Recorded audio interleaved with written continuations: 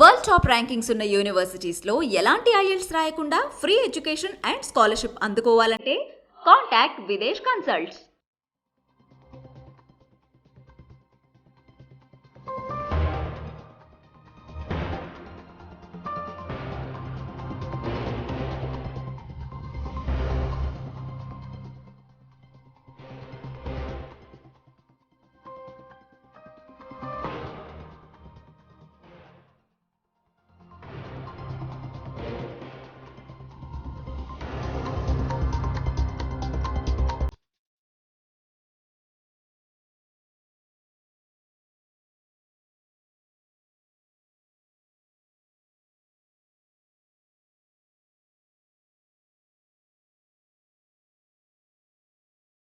ఈరోజు జరిగింది ఏంటంటే, మేము మామూలుగా పేపరు తెప్పించి పేపర్ చదవటం అలవాటు.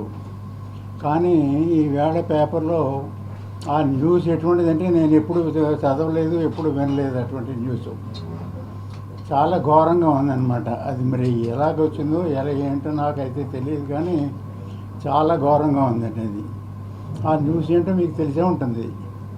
నిజంగా ఎవరో జగన్ గారి ఏదో వైఫ్ అదేదో బిల్డింగ్ అడిగినట్టు అదేదో నేను ఒప్పుకోనట్టు. నేను నా పొజిషన్ చూసి ఉంటాను. నేను 3 months అయిందని ఇంట్లో నుంచి బయటకు వచ్చి.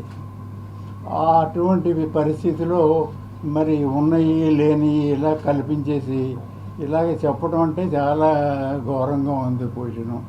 అసలు అదేదో ఇంకా విచిత్రం ఏంటంటే, పొలిటికల్గా ఒకళ్ళకొకళ్ళు ఏదో ఒకటి అనుకోవటం, ఏదో ఒక పద్ధతి మాట్లాడుకోవటం అది వేరే సంగతి. కానీ కలెక్టర్ గారిని కూడా ఇందులోకి లాగారు.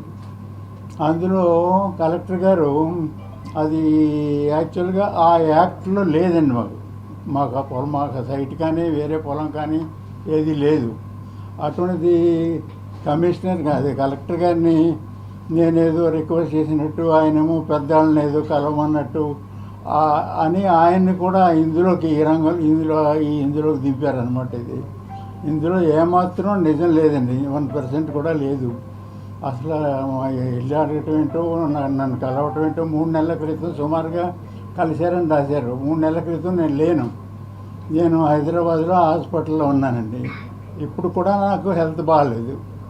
ఇవాళ కూడా ఏంటంటే, మీ అందరూ వస్తారు కదా, ఒకసారి ఎవరికి కలుద్దాం అనే దృష్టితో రావటం, ఓపిక లేకపోయినా ఒప్పుకున్నా అలాగా కష్టపడి వచ్చానండి నేను. అటువంటి అభాండాలు వేసి అంత న్యూసెన్స్గా ఆ న్యూస్ పేపర్లో రావటం అంటే చాలా అన్యాయం అండి అది. అందుకని మీరేదో ఉన్నట్టు నేను చెప్తున్నాను. ఎందుకంటే నాకు ఏ పార్టీ కాదు, ఏ పార్టీ ఆఫీస్కి వెళ్ళలేదు, ఏ మీటింగ్కి వెళ్ళలేదు, ఏ ప్రెస్ మీటింగ్కి. ఇలాంటి ప్రెస్ మీట్ కూడా ఇదే ఫస్ట్ నాకు. ఇప్పుడు నాకు ప్రెస్ మీట్లు ఇలాంటివి మాకు ఏం లేవండి. ఎందుకంటే నేను అలా పొలిటికల్గా నాకు సంబంధం లేదు. నాకు ఏజ్ 80 సంవత్సరాలు నాకు. అటువంటి పరిస్థితుల్లో మరి ఇలాగ ఎందుకు రాసుకుంటారో ఏం చేస్తే, పాలిటిక్స్లో ఉన్నవాళ్ళు అయితే వీళ్ళు తిట్టుకోవడం, వీళ్ళు తిట్టుకోవడం ఏదో చేసుకుంటారు. అసలు నా ఏజ్ అంతా, నా పరిస్థితి ఏంటి, నేను అసలు నేను లేను, ఇక్కడ ఉండట్లేదు, హాస్పిటల్లో ఉన్నానో చాలామంది తెలుస్తుంది. అది నేను హాస్పిటల్లో ఉంటున్నాను, ఇక్కడ ఉండట్లేదని అందరికీ తెలుసండి, చాలామందికి. అంటే మీకని కాదు. అటువంటి పరిస్థితుల్లో ఇటువంటి న్యూస్లు రావడం చాలా అన్యాయం అండి, చాలా ఘోరం కూడా. అందుకని మరి మీరందరూ ఆ పొజిషన్ అర్థం చేసుకుని దాన్ని బట్టి ఎలాగా మీకు ఏమైనా డౌట్ ఉంటే అడగండి, చెప్తాను నేను. మీకు ప్రతిరోజు పేపర్ చదివే అలవాటు ఉంది. అవును అవును. ఆ క్రమంలోనే వార్త చూసి నా ప్యాలెస్ గురించి ఇలా ఎందుకు రాశారని షాక్ అయ్యారంటున్నారు. మీరు వార్త ఎప్పుడు చూసారు సార్? మీకు ఎవరైనా చూపించారా? మీరు అనుకోకుండానే చూసారా? ఎవరు చూపించలేదండి. నాకు ఈనాడు జ్యోతి వస్తుంది. నాకు ఈనాడు జ్యోతి నేను రెగ్యులర్గా లేవగానే ఫస్ట్ పేపర్ చదువుతాను. ఆ పేపర్ వాళ్ళకి కొద్దిగా 10 నిమిషాలు లేట్గా వచ్చింది. అది చూసి ఫస్ట్ మెయిన్ మ్యాటర్ కింద వేసారు దాన్ని. అది చూసిన తర్వాత షాక్ అవడం కాదు, ఎంత ఎలా ఉంటుందండి ఎవరికైనా అసలు పొజిషను. అసలే బయట సబ్జెక్ట్కి దీనికి సంబంధం లేదు. నేనేదో బిల్డింగ్ ఎవరు అడగటం, ఏదో ఇస్తానటం, నన్ను ఎవరు ప్రపోజ్ చేయలేదు, అసలు అటువంటి సిచ్యువేషన్ లేదు. అది కాకుండా ఆ బిల్డింగ్ కొంటాము, అమ్ముతానికి ఎవరినో పెద్ద మనుషులు పంపారని రాశారు. నిజంగా ఆ బిల్డింగ్ అడగాలంటే కొనుక్కోవాలంటే వాళ్ళకి బిల్డింగ్ లెక్క కాదండి ఇది పెద్ద చిన్న ఊరికే ఎలివేషన్ పెట్టాను నేను. అది ఎక్కడ మైసూర్లో ఎక్కడో డిజైన్ చూసి వైజాగ్కి సూట్ అవుతుందనే దృష్టితోటి నేను మామూలుగా చిన్న ఏరియాలో నేను కట్టాను నేను. అటువంటిది ఆ బిల్డింగ్ కట్టాలంటే ఎవరైనా కట్టుకోగలుగుతారు. ఆ బిల్డింగ్ కట్టడం కష్టమేమీ కాదు. అటువంటిది ఆ బిల్డింగే కావాలి అని కోరుకోవటం ఇటువంటిది మరి ఎందుకు ఎవరు రాశారో ఏమి రాశారో ఆశ్చర్యం ఉండే ఎవరికైనా. మాజీ మంత్రి పొలిటికల్ ఊరిని రాయలేదు సార్. అయ్యన్న పాత్రుడు గారు ఆపాదించిన ప్రెస్ మీట్ పెట్టారు, దాని ప్రకారం పేపర్లో రాశారు. అంటే మీకు విషయం తెలియజేస్తున్నాం. అది ఆశ్చర్యకరం అండి. ఎందుకంటే నేను ఏ పాలిటిక్స్లో మెంబర్ కానీ ఏ రకమైన ఇది కానీ లేదు. నేను అయ్యన్న పాత్రుడు గారిని ఇంతవరకు చూడలేదు. మీరు కలిసారంట కదా సార్? మీరు కలిసారంట కదా, మీరే సమస్య చెప్పారంట కదా ఆయనకి ఇలా ఉందని చెప్పి. అయ్యన్న పాత్రుడు గారితో మీరు మీరే కలిశారని అంటే భారతి గారు కారులో వెళ్ళిపోతూ మీ ప్యాలెస్ చూసి ఆమె మనసు పడ్డారు, ఈ ప్రపోజల్ మీ దగ్గరికి తీసుకొచ్చారు, బేరసారాలు జరుగుతున్నాయి, మీరు ఒప్పుకోలేదు, మీకేమో నోటీసులు వచ్చాయి అనేది ఆరోపణ వినపడుతోంది. ఇది ఎంతవరకు క్లారిటీ? మీరు కలిశారు అని అయ్యన్న పాత్రుడు గారు అంటున్నారు. అసలు ఆరోపణలు అనేది 100% రాంగ్ అండి. తర్వాత అయ్యన్న పాత్రుడు గారు ఎవరో న్యూస్ ఇవ్వటానికి ఏదో ఇవ్వటానికి అయ్యన్న పాత్రుడు గారిని పేరు వింటుంది తప్ప నేను ఎప్పుడూ ఇంతవరకు చూడలేదు. ఎందుకంటే ఏ పార్టీలో ఏ లీడర్ని ఏదైనా పని ఉంటే మా పిల్లలు ఎవరో చూసుకుంటారు తప్ప నేను ఇంతవరకు చూడలేదు. పైగా ఆ చెప్పిన టైంలో నేను లేనండి, నేను హాస్పిటల్లో ఉన్నాను, ప్రూఫ్ కూడా ఉంది. ఇప్పుడు మీరు మీడియా ముఖంగా ఈ వార్తపై ఏదైతే మీరు షాక్ కి గురయ్యానన్న వార్తపై అవును, మీకు మీరుగానే వ్యక్తిగతంగా ఒక క్లారిటీ ఇవ్వాలని మీడియా ముందుకు వచ్చారా? ఏమైనా ఒత్తిళ్లు ఉన్నాయా? ఒత్తిడి నాకేముంటాయండి? నాకు ఏదైనా పార్టీ ఉంటే నాకు ఆ పార్టీ వాళ్ళ తరఫున ఎవరైనా నాకు ఫోర్స్ చేస్తే రాగలుగుతున్నాను తప్ప నాకు దీనికోసం అది కాకుండా మీరందరినీ నేను ఎప్పుడూ ఇలాగా మీట్ నేను చూడలేదండి. అది మీరు ఏ చూడలేదు, అకేషన్ పార్టీ వాళ్ళు పెట్టారు కదా సార్ ప్రెస్ మీట్ ఉంది రమ్మని. ఏమండి? మీకు పార్టీకి సంబంధం ఉందా? ఎవరెవరు? వైఎస్ఆర్ పార్టీకి మీకు సంబంధం ఉందండి? వైఎస్ఆర్ పార్టీ నాకు అది ఎవరు సంబంధం లేదు. ఎప్పుడో సుబ్బారెడ్డి గారు మాకు ఏదో వెంకటేశ్వర విగ్రహానికి సైట్ ఇస్తానంటే ఇప్పుడు అబౌట్ 1 ఇయర్ బ్యాక్ ఒక్కసారి కలిశాను అంతే తప్ప నాకు అందులో ఎవరు టచ్ లేదు, ఎవరు కనెక్షన్ లేదు. భారతి మేడం గారు మనుషులు ఎవరైనా మీ దగ్గరికి ఎవరండి? వచ్చారండి? ఎవరు? భారతి మేడం గారు మనుషులు ఎవరైనా మీ దగ్గరికి వచ్చారా? ఎవరు రాలేదండి నాకు. ఇది 22లో ఉంది కదా ఈ బిల్డింగ్. ఏదండి? సెక్షన్ 22లో ఉంది కదా, ఆ, ఇప్పుడే గుర్తుకొచ్చిందండి. ఎంతకు ముందు నుండి ఉందా 22? మీకు ఎలాగ ఈ బిల్డింగ్ కట్టేసి? అసలు 22A అనేది ల్యాండ్ లేదు నాకు. 22A 22D ఉంది. ఆ 22D ఏది కలెక్టర్ కాంపిటెంట్ కాదండి, అది జేసీ కాంపిటెంట్. ఆయన అర్బన్ ల్యాండ్ సీలింగ్, ఆయన జేసీ కాంపిటెంట్. నేను ఎప్పుడు దగ్గర మోర్ దెన్ 1.5 ఇయర్ బ్యాక్ వెళ్ళి ఒక అప్లికేషన్ ఇచ్చాను, నా ప్రూఫ్ ఉంది నా దగ్గర. ఆయన ఏమన్నారంటే మీరు అప్లై చేసుకోండి, అందులో మాకు అవకాశం లేదు చేయడానికి అని చెప్పారు. వాళ్ళ కలెక్టర్ గారు ఏ రకంగానే వాళ్ళ కాంపిటెంట్ కాదు దానికి. రెగ్యులరైజేషన్ చేయడానికి రీసెంట్ గా మళ్ళీ మీకు ఏమైనా నోటీసులు వచ్చాయా? ఏదమ్మా? నోటీసులు అందుకున్నారా రెగ్యులరైజేషన్ చేయడానికి? ఆ రెగ్యులైజేషన్ నాకు నోటీస్ ఏమి రాలేదు. ఎందుకంటే అప్పుడే చెప్పేసారు ఈ రిజల్ట్ ఇలా ఉంటుంది, మీరు కావాలంటే రెగ్యులైజ్ చేసుకోవచ్చు, మీరు ఈ అవకాశం ఈ ప్రొవిజన్ ఉందనో కాగితం ఇచ్చారు. అది ఎప్పుడు మోర్ దెన్ 1 ఇయర్. రాజు గారు, ప్యాలెస్ కట్టి ఎన్నాళ్ళు అవుతోంది, ఇప్పటి వరకు మీ ప్యాలెస్ మీద ఇలాంటి వార్తలు రాలేదు, ఇప్పుడే ఎందుకు వస్తున్నాయి? మీరు చూసి షాక్ అయినటువంటి ఆ వార్త ఏంటో ఒకసారి మాకు చూపడతారా? తప్పనిసరిగాని మేము కట్టి 4 ఇయర్స్ 4 ఇయర్స్ అయిందండి సుమారుగా. ఆ కరోనా టైంలో మేము ఆ ప్యాలెస్ కట్టిన తర్వాత కరోనా స్టార్ట్ అయింది. కరోనా స్టార్ట్ అయ్యాక మాకు బిజినెస్ కూడా దెబ్బతింది. అప్పుడు కరోనా వలన ఎవరు ఫంక్షన్స్ ఎవరు చేసుకునే వాళ్ళు కాదు, దానివల్ల మేము చాలా ఎఫెక్ట్ అయ్యాం. అంతే తప్ప మాకు అది కావాలని కానీ ఎవరు కానీ అలా నన్ను అడగలేదు, మరి ఆ పొజిషన్ రాలేదు. మరి ఈ న్యూస్ ఎలా వచ్చిందో నాకు తెలియదు. సార్ ప్రెస్ మీట్ పెట్టాలని ఆలోచన ఎందుకు వచ్చింది సార్? ఏదండి? ప్రెస్ మీట్ పెట్టాలని ఆలోచన ఎందుకు వచ్చింది? నాకా ప్రెస్ మీట్ పెట్టాలని ఆలోచన ఎందుకు వచ్చిందంటే మార్నింగ్ నుంచి ఎన్ని ఫోన్లు, ఇంకా వాళ్ళ ఆ నెంబర్లు ఆ ఫోన్లు ఆ పేర్లు నేను చెప్పను, ఎన్నో ఫోన్లు వచ్చినాయి. మరి ఎలా తెలుసుకున్నారో నాకు తెలియదు. నాకు 2-3 ఫోన్లు ఎత్తాను పలానా అన్నారు. నాకేమో సిక్ అండి, మాట్లాడలేను. అలాగా చేసి నేను ఫోన్ ఎత్తడం మానేశాను. ఇంకా ఆఖరిని ఏంటంటే ఈ ఫోన్ ఇలాగ మనకి వదిలేలా లేదు, ఏదో ఒకటి సమాధానం చెప్పాల్సిన రెస్పాన్సిబిలిటీ మనకు ఉంది కదా అని అప్పుడు మధ్యాహ్నం 1 గంట కుదురుతుందంటే కుదరట్లనుకున్నాం. సాయంకాలం 4ంటికి అయితే నేను ఆఫ్టర్ ఫుడ్ రెస్ట్ తీసుకుని రావచ్చు అనుకుని వచ్చాను అనమాట. పార్టీ వాళ్ళు కట్టమంటే పెట్టారండి. ఏ పార్టీ వారు పెట్టారు నాకు ఏ పార్టీ తెలియదు. పార్టీకి కానీ ప్రెస్ మీట్కి సంబంధం లేదు. అయ్యన్ పాత్ర గారు ఎలా ఉంటారో మీకు తెలియదు అన్నారు. పేరు అయ్యన్న పాత్రుడు గారు ఆ పలానా పార్టీ ఇదని తెలుసు తప్ప నేను ఆయన ఎప్పుడు చూడటం కానీ ఎప్పుడు మాట్లాడటం కానీ తెలియదు. పైగా నేను చెప్తున్నాను, ఇంకోటి చెప్తున్నాను, ఎవరైనా పొలిటికల్గా కొంచెం పెద్దవాళ్ళు ఎవరైనా వస్తారు అని అంటే మా ఫంక్షన్ హాల్ ఏదైనా ఫంక్షన్ ఉంది నేను వెళ్ళను.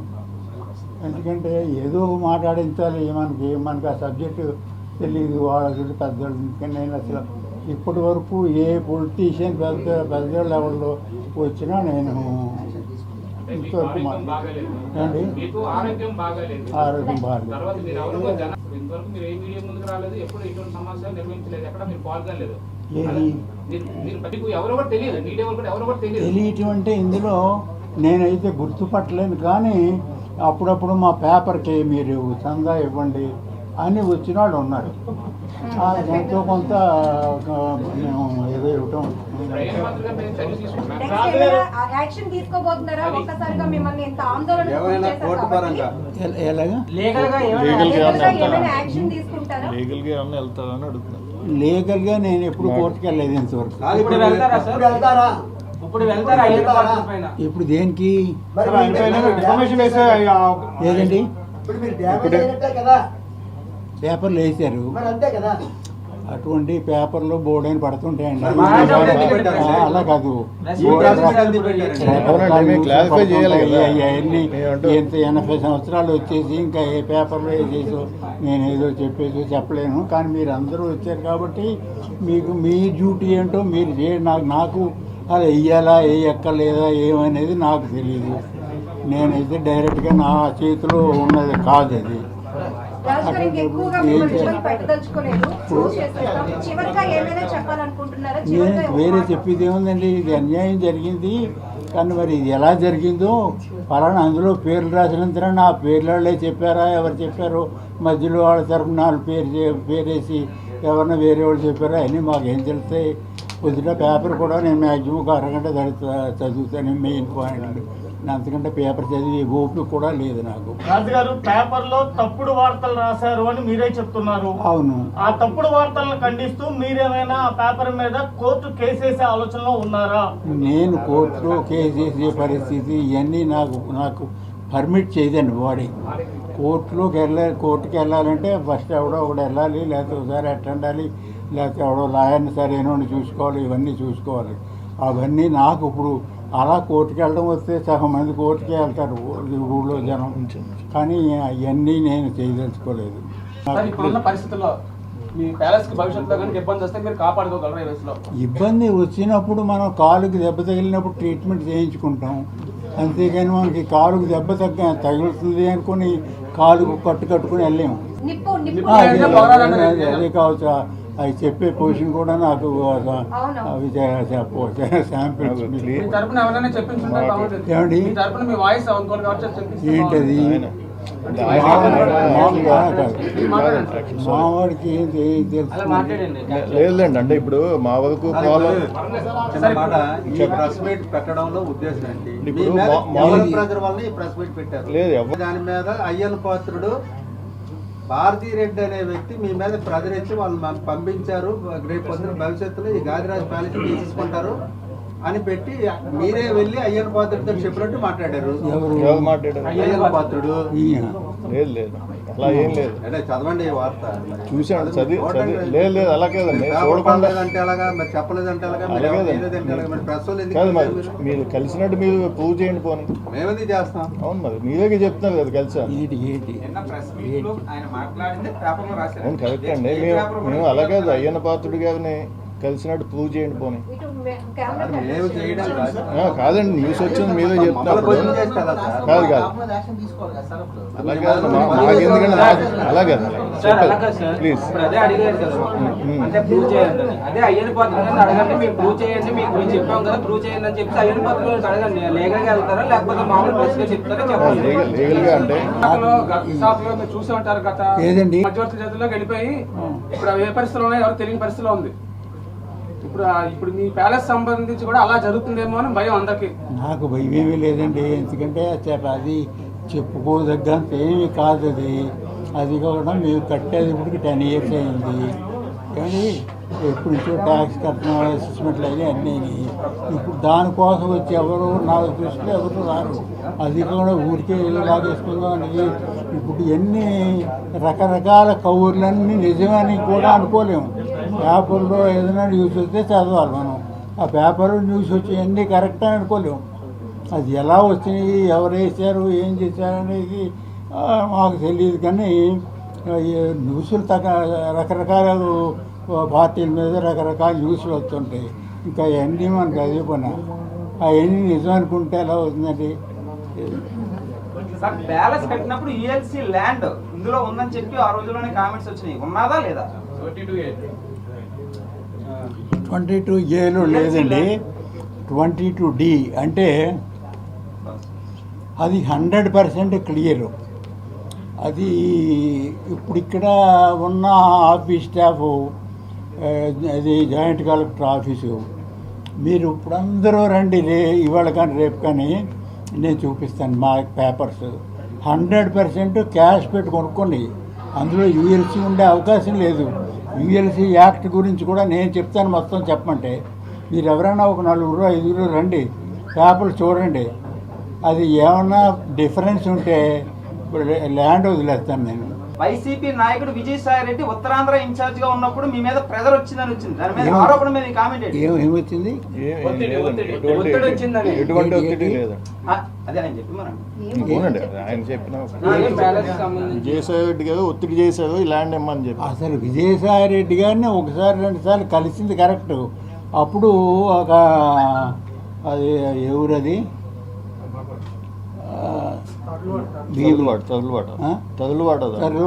తర్లువాడ అని ఓ కొండ ఏదో నేను ఒక మన వైజాగ్ కోసం నా కోసం అని కాదు 126 feet హైట్ వెంకటేశ్వర స్వామి విగ్రహం పెడదాం అనుకున్నాను. విగ్రహం పెడతాను అనుకుంటే ఆయన దగ్గరికి ఫస్ట్ అప్లికేషన్ ఇచ్చాను నేను. ఇస్తే ఇంకెంత బ్రహ్మాండమైన పని, ఇంతకంటే మంచి పని ఏముంది అని చెప్పి నాకు ఆయన ప్రామిస్ చేశారు. టీటీడీ నుంచి ఒక లెటర్ కూడా వచ్చింది, కలెక్టర్ గారి దగ్గర నుంచి కూడా ఒక 2-3 monthsలో శాంక్షన్ అవుతుందని లెటర్ వచ్చింది. అప్పుడు హ్యాపీగానే ఉన్నాను నేను. అంటే 120 feet ఈ స్వామి గుడి ఎక్కడా లేదు. వైజాగ్కి మంచి ఇది మామూలుగాని.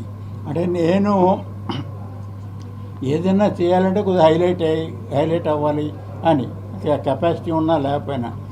ఆ తర్వాత ఏమైపోయింది, సిక్ అయిపోయాను. సరే ఈ అంశం మీద కలిసారండి విజయసాయి రెడ్డి గారిని? ఈ అంశం మీద కలిసారా? ఏ అవసరం? ఈ ప్యాలెస్ విషయం మీద. అసలు ప్యాలెస్ గొడవ రాలేదు, ఇప్పుడు రాలేదండి. ప్యాలెస్ గొడవ ఇప్పుడు రాలేదు. ఆ వెంకటేశ్వర స్వామి విగ్రహం కోసం సైట్ ఇమ్మని అడిగాను. అది ఆఖరిని డ్రాప్ అయిపోయాను నేను. ఎందుకంటే ఇంకా అప్పటికి హెల్త్ నాకు ఈ లివర్ ప్రాబ్లం వచ్చింది.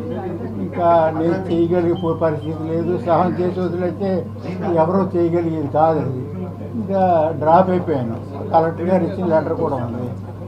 ఆ ఇష్యూ తప్ప తర్వాత మళ్ళీ ఎప్పుడూ ఆయన్ని కలవలేదు నేను. ఎందుకంటే ఎక్కడ కలిసే పొజిషన్ కూడా లేదు, నాకు కలిసే పరిస్థితి లేదు. లివర్ 21D ఇష్యూ కూడా లేదా సార్?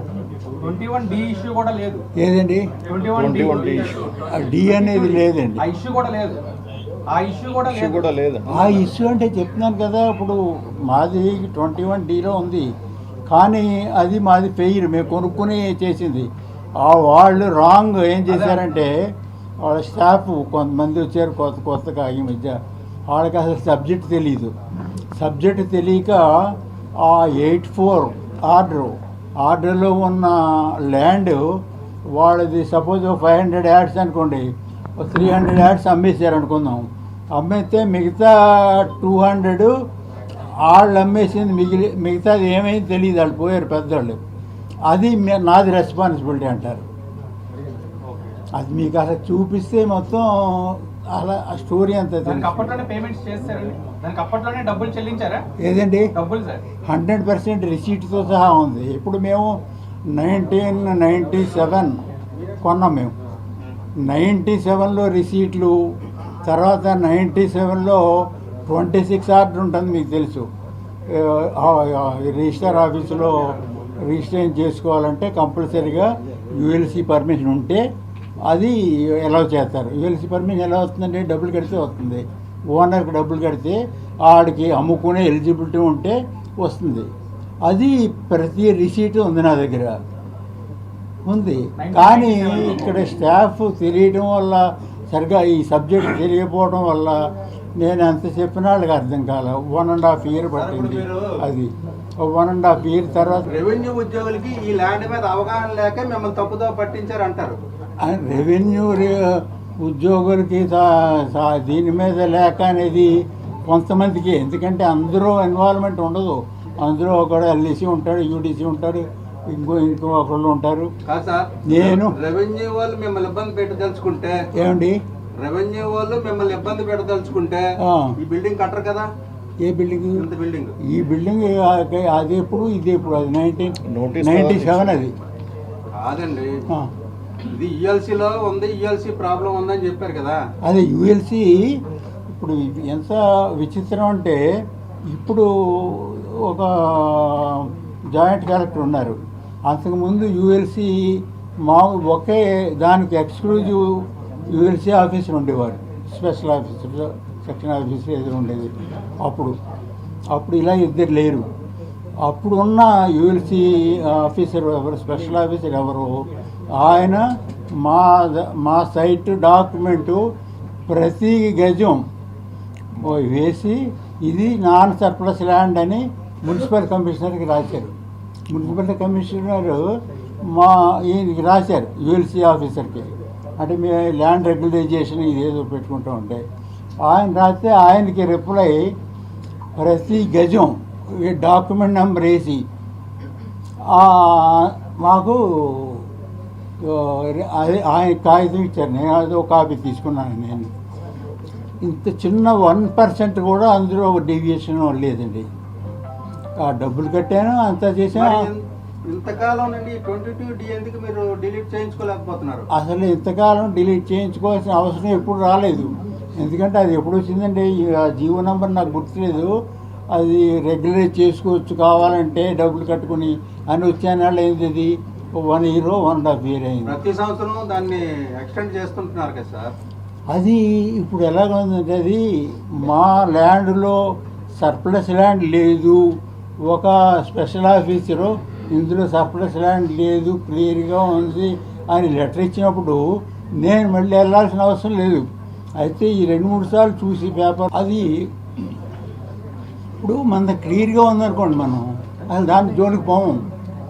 అది ఈ మధ్య యూఎల్సీ తీశారు కదా మధ్యలో చాలా కాలం. తీయలేదు, ఎప్పుడు కూడా అది ఉంది. లేదు యూఎల్సీ లేదు. సర్లేండి, పోనండి పెద్ద ఇష్యూ కాదు. ఉందో లేదో అది మా దగ్గర క్లియర్గా ఉంది కదా అనే దృష్టితో ఊరుకున్నాను నేను. అది పత్రికలో వచ్చింది కదా, ఈనాడులో వచ్చింది కదా. అయ్యన్న పాత్రుడు గారి మీద కానీ ఈనాడు మీద కానీ మీరు ఏమైనా చర్యలు తీసుకుంటారా, లేకపోతే ఎంతో టాపేస్తారా? ఏదండి అసలు అయ్యన్న పాత్రుడు గారు తీసుకున్నారు. తర్వాత ఈ జ్యోతి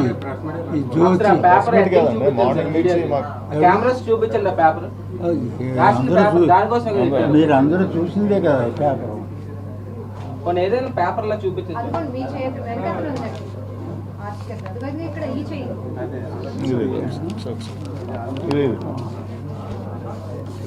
చూపించండి కెమెరా చూపించండి. రాజుగారు వచ్చిన మాట అండి. చెప్పండి. వాస్తవానికి అయ్యన్న పాత్రుడు గారిని ఎవరు మీతో మాట్లాడలేదు అంటున్నారు. అసలు నేను చూడలేదు ఆయన ఇంతవరకు. చూడలేదు కదా, ఆ. మరి ఎందుకు ఇట్లా మాట్లాడారు? ఏమైనా పొలిటికల్ ఇంట్రెస్ట్ తో అలా మాట్లాడినట్టు అనిపిస్తుందా మీకు? ఏ పొలిటికల్ ఇంట్రెస్ట్? నేను ఎవరు ఏ పొలిటికల్ ఆయన అయ్యన్న పాత్రుడు గారు ఆ. మీతో సంబంధం లేదు. ఆ, కానీ ఆయన ఎందుకు చూడలేదు. ఇలా మాట్లాడారు? ఇలాగా వాళ్ళ మనుషులు బెదిరించారు, ఆయన అమ్మమ్మని చెప్పారు, ఇట్లా అని రాశారు అందులో ఆయన అవును రాశారు, పేపర్లో బోర్డు రాస్తుంటారు. ఆయన మాకేం తెలుస్తాయండి, పేపర్ రాయడం అది వేరే మీరు సార్. ఆయన చెప్పాలి. చెప్తేనే వీళ్ళు రాశారు. ఎవరు? అయ్యన్న పాత్రుడు గారు మాట్లాడితేనే పేపర్లో రాశారు. నిజమేనండి, అయ్యన్న పాత్రుడు గారు చెప్పారని పేపర్లో రాస్తే అది చూసి ఆయన చెప్పారని అనుకుంటాం మనం. అంతేగాని అందులో బోల్డ్ మంది ఉంటారు, అందులో ఎవరో ఒకడు పేరు వేస్తారు, ఒకడు నోరు పేరు వేస్తారు, ఇంకొకటి జడిసి ఆడ పేరు పెడితే నాకేం ప్రాబ్లం వస్తుందో అనుకుంటారు. అవన్నీ రకరకాలు, అవన్నీ మాకు ఏం తెలుస్తాయి సామాన్యుడికి, మాకు సామాన్యుడికి ఏం తెలియవు అటువంటి. మీ బిల్డింగ్ గురించి రాశారు కదా, మరి మీరు ఏ ఉద్దేశంతో ఆయన ఇలా మాట్లాడినట్టు అనుకుంటున్నారు సార్ మీరు? ఆయన ఏ ఉద్దేశంతో అనేది మాకేం తెలుస్తుందండి. నేను అసలు కనపడుతుంది కదా, నేను అసలు హాస్పిటల్ నుండి ఊళ్ళోనే లేను. మా దగ్గర ఈ హాస్పిటల్ రికార్డు కూడా ఉంది కావాలంటే. 3 వారాల క్రితం అన్నారు. 3 వారాల క్రితం నేను బాపూజీ గారని హాస్పిటల్ హైదరాబాద్ న్యాచురోపతి ఆయన దగ్గర ఉన్నాను. అందుకని ఆయన ఎవరో 3 వారాల క్రితం అనుకున్నారు, 5 వారాల క్రితం అనుకున్నారు, నాకేం తెలుస్తుంది. అసలు 3 వారాల కింద అనుకున్నారు అనేది విచిత్రం నాకు. అంటే నేను లేనప్పుడు కూడా ఇటువంటివి వస్తున్నాయా ఏంటని. అందుకని అవన్నీ ఇక నాకంటే మీకు బాగా తెలుసు. అయితే ఏంటంటే నాతో అనిపించాలని మీరు అనిపించడమే తప్ప అట్లా ఏం లేదు సార్. నెక్స్ట్ ఇప్పుడు కలెక్టర్ గారి దగ్గరికి మీరు వెళ్తే పెద్దవారితో మీరు మాట్లాడుకోండి అని ఆయన సలహా ఇచ్చినట్టు కూడా అందులో అసలు చెప్పారు. నేను కలెక్టర్ గారి దగ్గరికి నెంబర్ 2 7 డిఓ దానికోసం అసలు ఒక్కసారి కూడా వెళ్ళలేదు. ఎందుకంటే కలెక్టర్ గారి దగ్గరికి వెళ్ళాలంటే నాకు పర్సనల్గా ఎవరో పరిచయం లేదు, అక్కడికి వెళ్ళి ఉండాలి, ఉండే పొజిషన్ నాకు లేదు. అందుకని ఈ కలెక్టర్ గారిని నేను అసలు ఈ ఇష్యూ గురించి అది అంటే తప్పుల్లో అది ఇంకా తప్పు. ఎందుకంటే ఇప్పుడు పొలిటికల్గా అంటే ఏదో వీళ్ళు అనుకుంటారు, ఏం చేస్తారు, అదంతా వేరే. అంతేకాని కలెక్టర్ గారిని కదపడం లేకపోతే ఆయన దగ్గరికి వెళ్తే ఆయన ఏదో పెద్దోళ్ళని కలవమన్నారంటాం, అంత ఘోరం అసలు ఇంకోటి నేను చూడలేదు. సార్, వైసీపీలో ఉన్న ఒక కీలక వ్యక్తి మీ చేత ఈ ప్రెస్ మీట్ ఏమండి? వైసీపీలో ఉన్న ఒక కీలక వ్యక్తి మీతో ఈ ప్రెస్ మీట్ పెట్టించారని చేసి మరి ఇంకా అందరూ కీలక వ్యక్తులే, మరి రాసుకోవడానికి ఏముంది? అంటే మీరు రాజుగారు వెనకదుని నడిపిస్తున్నారని చెప్పేసి అంటున్నారు. ఎవరండి? కేకే రాజు గారు వెనకదుని నడిపిస్తున్నారని అంటున్నారు. కేకే రాజు గారిని ఇప్పుడు చూశాను నేను. మీరు నమ్ముతారా లేదా మీరు? ఒకటి నాకు అబద్ధాలు చెప్పడం, తప్పుడు పనులు చేయటం ఇటువంటి అలవాటు లేదు నాకు అసలు అలవాటు లేదు. అటువంటిది ఈవేళ నేను దీన్ని మీరు నమ్మినా నమ్మకపోయినా